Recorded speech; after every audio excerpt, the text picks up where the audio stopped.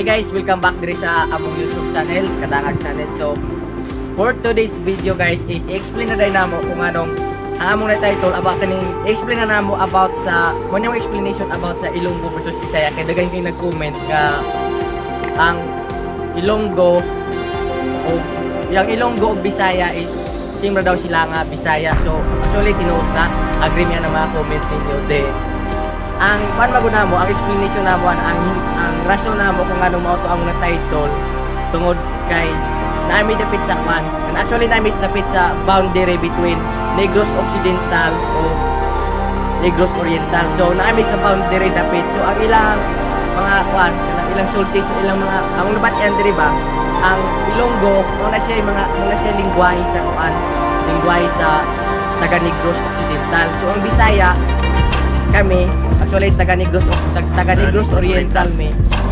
Muna ilang sulti nga ang taga Negros Oriental ang ilang mga ang lingwahe nga gigamit is Bisaya. So mao to ang kuan, mao na among na title nga Ilonggo versus Bisaya. So kanang sa mga nag-comment dahil sa video nga Ilonggo versus Bisaya nga may nag-trending ron. So salamat sa inyong pag-correct na mo. Ingon magud sila nga ang Cebuano daw is muna siya lingwahe nga gigamit sa taga Cebu. So, mao na amo ang kuan. So, mao na hinungdan kung anong dili Cebuano among gigamit. Kay dili man may taga Cebu, taga Negros man may kadali.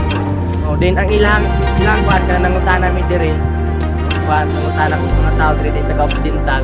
Mao daw na ang kuan daw ang Ilonggo daw is mo na lingwahe nga gigamit sa mga taga Negros Occidental or sana dahil guro na Ilugaynon siguro to.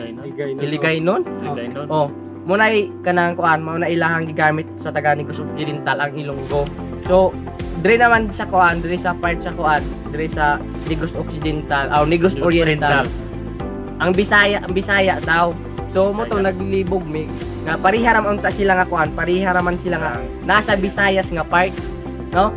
Ang nakalain lang is ang kuan kanang ang ilang ra sinultian. So, mo to naglibog me. So, mo taw na lang ako ibutang nga Ilonggo versus Bisaya. So, kay ang Ilonggo is sa ako nang giingon ganina kurang malikon, ang Ilonggo is muna siya gigamit sa taga Occidental nga lingwahe. Then ang Bisaya, ingon sila, muna gigamit sa taga Oriental. So, actually naami sa kuan, kurang malikon, naami diri sa dapit sa boundary sa kuan sa Negros Occidental o Oriental. So, mo lang ingon namo guys, then nakasabot ba sino mga kuan correction kabalo pod mi nga ang Occidental o Negros Oriental part na sa Bisaya. So mga guys, basta mao to guys ang explanation namo nga ingon sila ang Ilonggo mo na sinultihan sa taga Occidental, din ang Bisaya mo na taga Negros Oriental.